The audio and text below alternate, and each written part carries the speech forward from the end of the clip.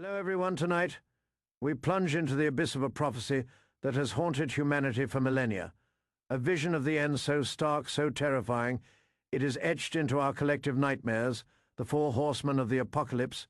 But forget what you think you know, forget the Sunday school lessons, the sanitized narratives, the Hollywood blockbusters that reduce profound symbolism to mere spectacle. What if this isn't just a tale of divine wrath, but a chilling mirror reflecting our deepest fears and our most destructive tendencies? What if these aren't just figures on horseback, but symbols of forces already unleashed, waiting for their moment to ride?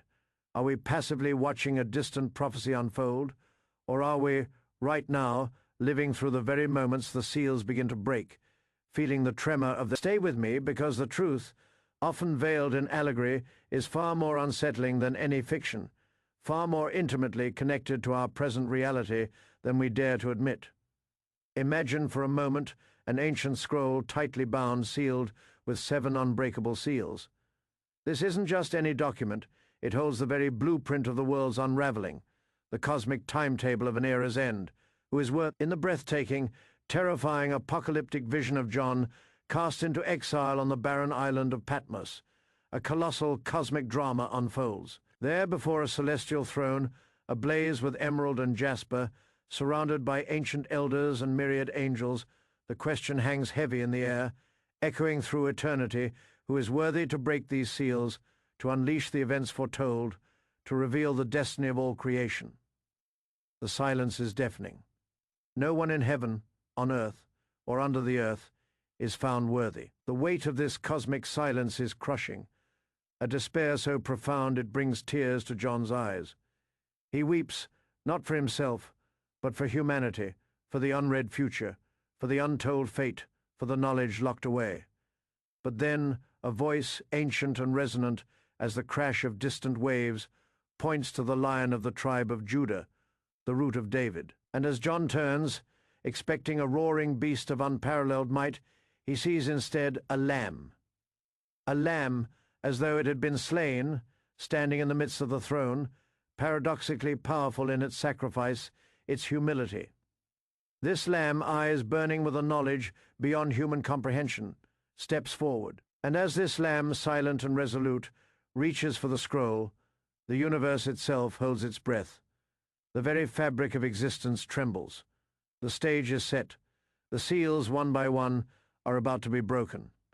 And with each crack, a new terror, a new chapter in the end times, begins its relentless ride.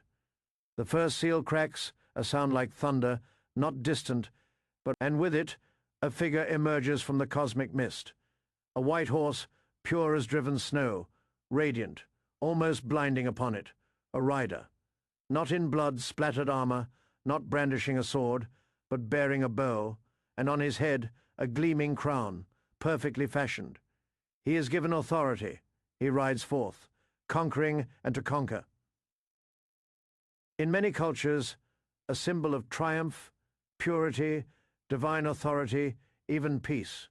Yet, this rider comes not to bring peace, not to heal, but to conquer. This is not the brutal, blood-soaked battlefield of overt warfare. Not yet. This is something far more insidious, far more deceptive. This is the conquest of deception, of ideology, of a subtle, creeping dominion that promises salvation but delivers subjugation, that offers order but brings eventual tyranny. Who is this enigmatic rider? Is he a benevolent force, a divine king bringing righteous judgment, or is he a cunning impostor, a false messiah whose promises are nothing but gilded chains? History offers chilling echoes, countless specters. Is it the rise of empires, cloaked in divine right, promising universal order and enlightenment, but delivering cultural annihilation and spiritual enslavement? Is it the seductive whisper of charismatic leaders, gathering multitudes under banners of truth or progress, that ultimately lead to totalitarian control and widespread suffering? The white horse isn't about brute, physical force. It is about the erosion of free will, the subtle takeover of minds and hearts, the insidious planting of seeds that blossom into unquestioning obedience. It is the silent coup, the velvet glove hiding an iron fist, the sugar-coated poison. He rides, not with a clash of steel, but with a quiet, relentless advance of an idea, a narrative, a worldview that seeks to reshape the world in its own image. This can manifest through religious fervor, political dogma, or even the pervasive influence of propaganda that blurs the lines between reality and fabrication. He wears a crown not bestowed by the free will of the people, but seemingly plucked from the very air, asserting an authority that demands unquestioning loyalty, a loyalty often built on fear or manipulated hope, and the bow, a weapon of distance, of precision, striking from afar, often unseen, a silent assassin of liberty, an instrument of psychological warfare. This rider paves the way not just for explicit war, but for the very conditions that make war inevitable. He is the preemptive strike, the psychological conditioning, the laying of the ideological groundwork for chaos. This first seal, then, isn't an explosion of violence. It is a slow burn, a whisper in the dark, an unsettling promise that everything you hold dear, your beliefs, your autonomy, your very perception of reality, can be and often will be subtly, irrevocably altered. It's the prelude to the storm, not the storm itself. It's the chilling realization that sometimes the greatest threats come cloaked in the guise of salvation, and when he rides, the world often cheers, unaware of the spiritual, intellectual, and moral chains being forged in the name of a better future. The white horse rides, and a creeping unease settles upon the soul of humanity, a foreboding sense that the path ahead, though seemingly glorious, leads. But the illusion of pristine conquest, of a bloodless dominion, doesn't last. The fragile veneer of order shatters, the second seal is broken. A roar, perhaps, or a collective universal scream, and then a different horse, a different terror, crashes into existence. This one, a fiery red horse, its color an unmistakable herald of bloodshed and fury, and its rider, clad in a grim majesty, given a great sword, gleaming with an ominous light. His purpose is stark, uncompromising, chillingly clear, to take peace from the earth, and that people should kill one another. The mask of benevolent conquest is ripped away. The subtlety of the white horse dissolves into outright, unmitigated brutality. This is not the silent, creeping infiltration. This is the overt, bloody conflict that rips societies apart, that pits humanity against itself in a maelstrom of destruction. This is war, raw, unadulterated, primal. The red horse isn't merely a symbol of international conflict, of nations clashing on vast battlefields, though it certainly encompasses that. It's the very spirit of division, the tearing of the social fabric, the insatiable hunger for supremacy, for territory, for vengeance, that pits neighbor against neighbor, brother against brother, nation against nation. Think of the endless wars of history, not just the grand battles remembered in textbooks, but the internal strife, the civil wars, the purges, the genocides driven by manufactured. The great sword isn't just a weapon. It is a declaration. It's the instrument of absolute destruction, capable of cleaving bonds, severing lives, and drenching the earth in crimson. When the red horse rides, diplomacy crumbles, treaties become scraps of paper, and the delicate edifice of human cooperation collapses into a maelstrom of violence. The rider is explicitly given the power to ensure that people should kill one another. This isn't just about armies clashing in organized combat. It is about the fundamental breakdown of empathy, the dehumanization of the other, making it not just possible, but imperative to destroy. The red horse feeds on fear and resentment, on historical scars and newly fabricated slights. It thrives in the fertile ground tilled by the white horse's deceptive conquests, by the divisions sown by its ideologies. The white horse might set the stage, but the red horse lights the fuse, igniting the powder keg of human animosity, turning societies into internecine battlegrounds. Entire generations are swallowed by its shadow, their potential extinguished in a heartbeat. Cities are reduced to rubble, their cultural heritage obliterated, and in its wake only desolation and the bitter, corrosive taste of vengeance remain, perpetuating an endless cycle of retribution. This rider doesn't just wage war, he is war, He is the primal scream of humanity's destructive impulse, given free rein, unchecked, unrestrained. He reminds us, with brutal clarity, that peace is a fragile construct, a momentary reprieve, always on the precipice of being shattered by the slightest provocation, or the deepest-seated animosity lurking beneath the surface of civilization. And once he rides, once the great sword is drawn, the path back to tranquility is a long, arduous, and often impossibly bloody one, littered with the ghosts of forgotten promises and shattered lives. The red horse is the unbridled fury that consumes, a fiery conflagration that leaves only ash in its wake, preparing the ground for an even more insidious terror. From the blood-soaked battlefields, the world plunges into a different, yet equally devastating, kind of darkness. The third seal is broken. A chilling silence follows the thunderous gallop, a silence pregnant with dread, and then a black horse appears. Dark, foreboding, a shadow given horrifying form against the dying light. Its rider, a gaunt, solemn figure, holds aloft a pair of scales, not for justice, but for weighing out a grim calculus of scarcity, and a voice, cutting through the cosmic quiet, pronounces a chilling decree, a testament to utter desperation, a quart of wheat for a denarius, and 3 quarts of barley for a denarius, and do not harm the oil and the wine. This isn't the swift, brutal end of war. This is the slow, agonizing grind of scarcity, the relentless torment of hunger. This is famine. But this is not simply a natural disaster, a random act of an indifferent universe.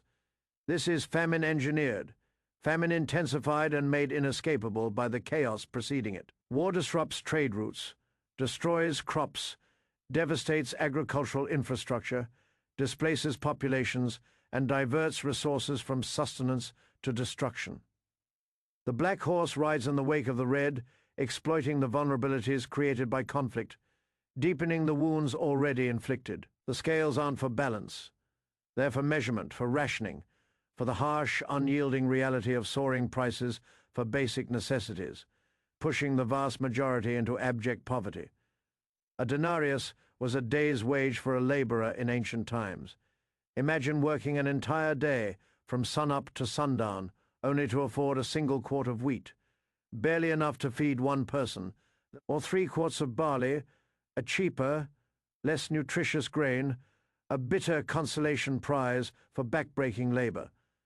This isn't just about hunger, it is about economic collapse, about hyperinflation, about the crushing weight of poverty that strangles hope and fosters an all-consuming desperation. The contrast delivered by the celestial voice is stark, brutal, and utterly damning. The staple grains essential for mere survival are astronomically priced, placed utterly out of reach for the common person, while the oil and the wine, fey luxury items, symbols of comfort and indulgence for the wealthy fey, are explicitly to be spared, to remain abundant. This isn't just a crisis of food. It is a crisis of profound, grotesque inequality. The rich get richer, or at least maintain their opulent lifestyles, their tables laden, while the poor starve, their bodies wasting away, their spirits broken. The Black Horse highlights the brutal truth that even in times of universal suffering, societal structures often protect the privileged, leaving the vulnerable to fend for themselves in a world stripped bare, a world that has become a vast silent tomb. This rider personifies the crushing weight of systemic injustice, where life becomes a constant, grinding struggle for mere subsistence, where dignity is eroded daily by the... It breeds resentment, fuels crime, and erodes the very foundations of civil society. When stomachs are empty, when children cry from hunger, when the elderly waste away in silent despair, the fabric of morality often frays, giving way to survival at any cost, to acts of desperation previously unimaginable. This is the ultimate test of human resilience, and often the Black Horse, silent and relentless, reaps a harvest of despair, leaving behind not just empty bellies, but empty souls, broken families, and societies teetering on the brink of total collapse. It is the slow, agonizing death of a society, a people left to consume itself from within, while the privileged watch from behind their fortified walls.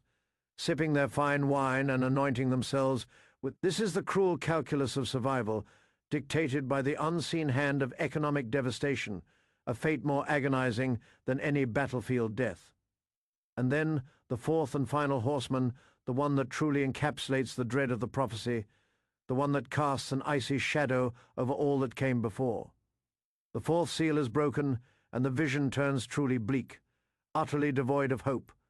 Its color, often translated from the Greek as chloros, meaning ashen green, livid, pallid, fey the sickly hue of a decomposing corpse, of decay, of pestilence, a ghostly pallor that drains all life from the world.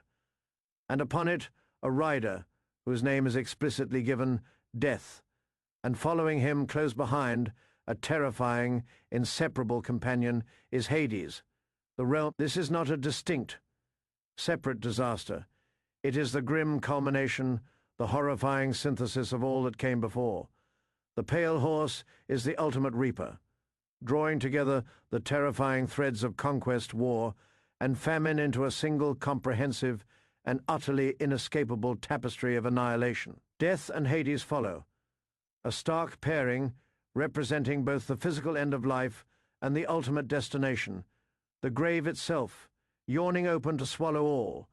They are given power over a fourth of the earth, to kill with sword, with famine, with plague, and by the wild beasts of the earth.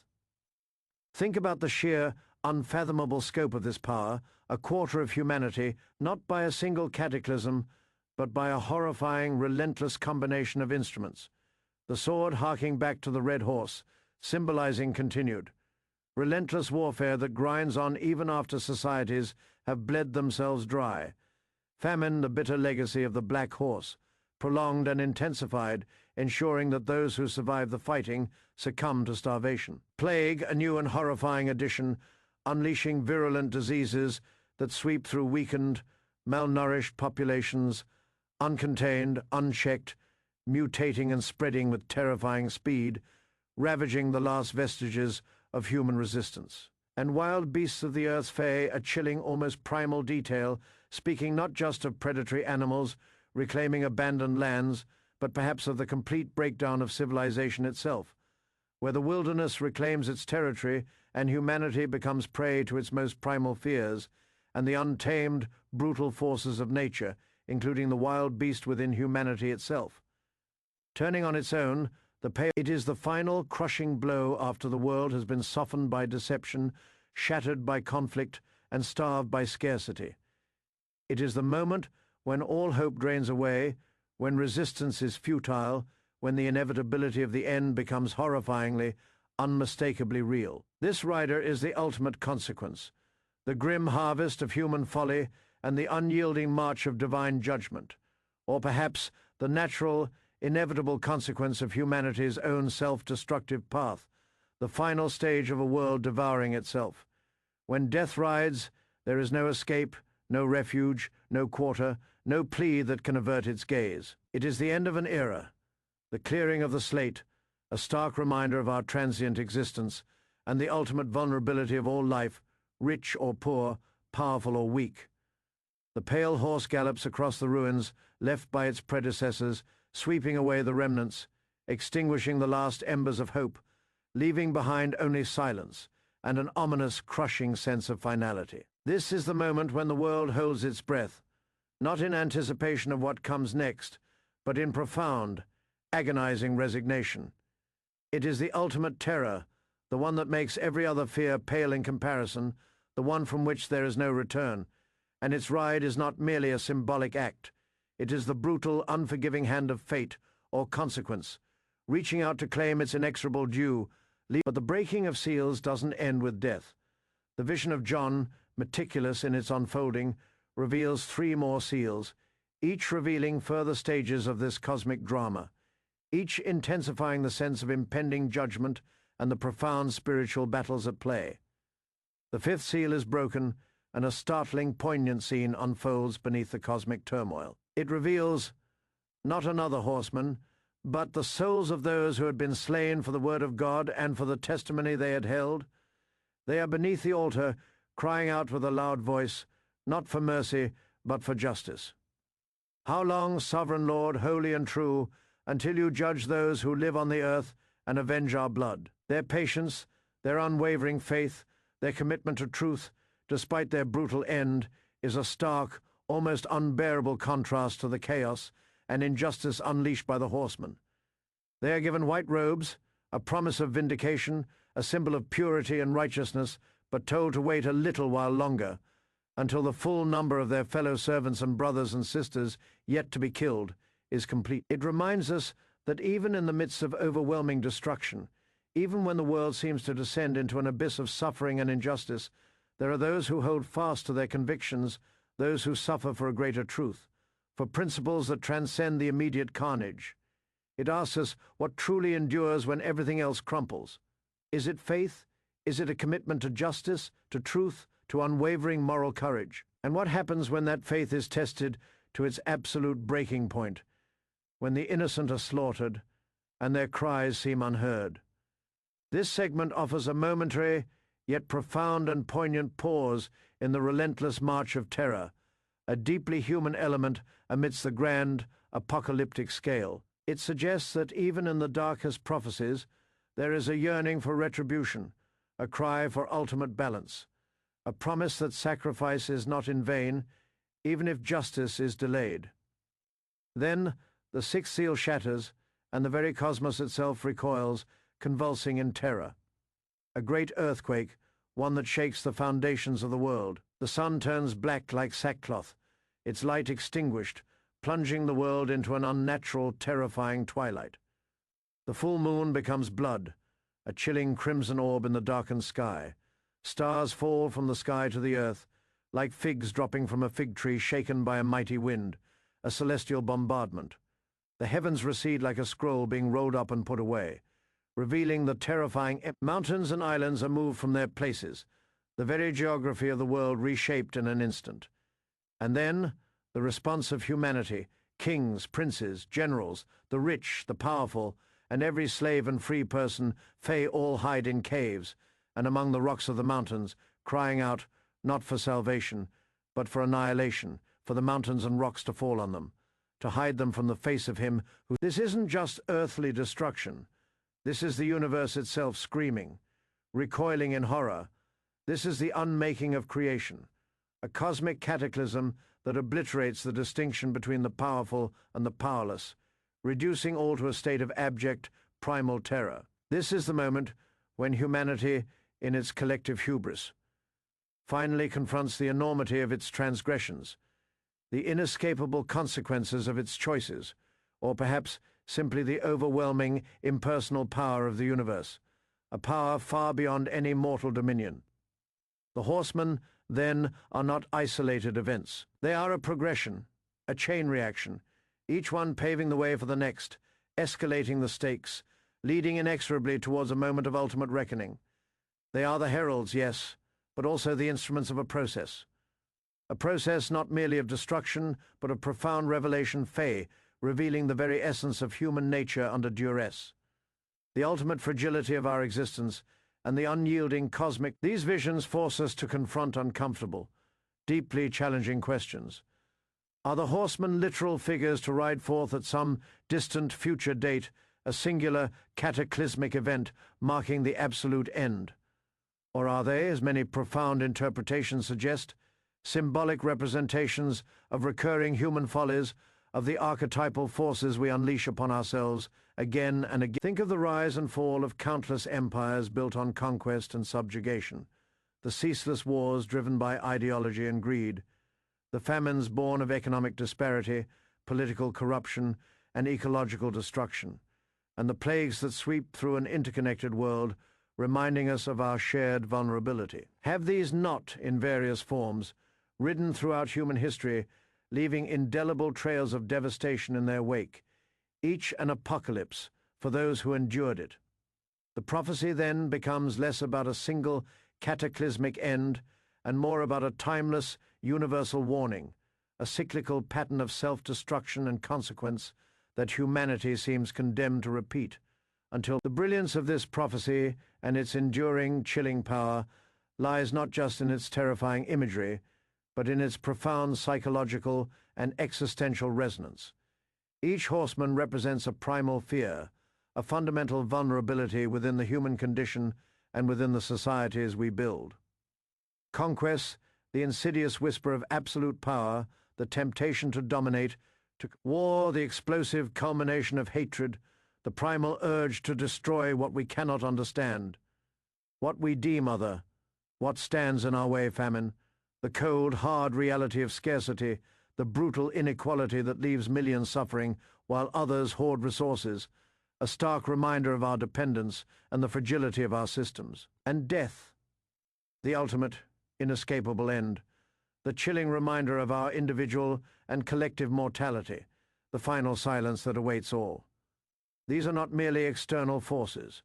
They are potent reflections of the darkness within us, the capacities for cruelty, for greed, for indifference, for self-deception that, when unchecked, can manifest as cataclysmic. The narrative, fast-paced and relentless, like a drumbeat echoing the thunder of the hoofbeats, isn't just telling us what will happen, but why it happens and what it reveals about us. It is a grand, sweeping drama that puts human choices, human failures, and the limits of human resilience under the cosmic microscope. It asks us, with an unsettling directness, what will you do when the white horse comes offering deceptive peace, promising an easier path through submission? How will you react when the red horse demands your loyalty through blood, forcing you to choose sides in an intractable conflict? What will you sacrifice? What will you become when the black horse starves your children and survival hinges on desperate, morally And what will be your ultimate posture, your final reckoning? When the pale horse, with death in relentless tow, finally calls your name, sweeping away all that you have built, all that you are. This prophecy, therefore, transcends mere religious doctrine. It delves into the universal, timeless struggle between order and chaos, good and evil, creation and destruction, hope and despair. It's a timeless allegory for the consequences of unchecked ambition, of unbridled hatred, of systemic injustice, of a profound failure of human empathy. It serves as a potent mirror, reflecting back to us the fragile balance of our world and the ever-present shadow of our own potential for self-annihilation. The suspense isn't just about waiting for if they will ride, but about recognizing when and how they are riding. Right now, in the subtle shifts of power, the simmering resentments, the widening economic disparities, the ecological crises, and the pervasive anxieties that define our contemporary existence. It forces us to confront the uncomfortable truth that the apocalypse might not be a single, distant, thunderous event, but a continuous process, a series of apocalyptic moments throughout history, each one a testament to humanity's cyclical triumphs and, more often, its profound recurring tragedies. The horsemen are a perpetual shadow, a reminder that the forces of destruction are always latent, always waiting for the opportune moment to ride forth, their power fueled by the choices we make or fail to make. And so, as the dust settles on this chilling vision and the echoes of the horseman's gallop fade into the silence, we are left with a profound, urgent question. What do we do with this knowledge? Do we succumb to despair, viewing these prophecies as an inescapable doom, or do we recognize the warning, the profound call to introspection, to vigilance, and to fundamental change in ourselves and in our societies? The Four Horsemen are more than just figures in a sacred text. They are powerful archetypes, eternal forces that test the very limits of human endurance and morality. They remind us that the future is not simply predetermined. It is a dynamic tapestry woven by our collective choices, our actions, and perhaps most importantly, our inactions. Understanding their ride is not about fearing the end, but about understanding the cycles of history, the nature of power, and the ever-present critical need for vigilance, for compassion, for justice, and for self-awareness. Their legacy isn't solely destruction. It is a stark, undeniable challenge to humanity itself, to rise above its destructive impulses, to seek genuine peace, to strive for equity, and to choose life over annihilation. That is all for today's journey into the heart of one of humanity's most terrifying and enduring prophecies. If this deep dive into the chilling ride of the Four Horsemen of the Apocalypse has captivated you, made you think, or even given you a shiver, please don't forget to hit that like button. Your support helps us explore more ancient mysteries, powerful narratives, and the profound questions they raise about our world and ourselves. And if you want to ensure you don't miss our next video, where we unravel another piece of the mythological puzzle, then subscribe to We have many more secrets of history and myth to uncover together. Thank you for watching, and until next time, keep questioning, keep exploring, and stay curious.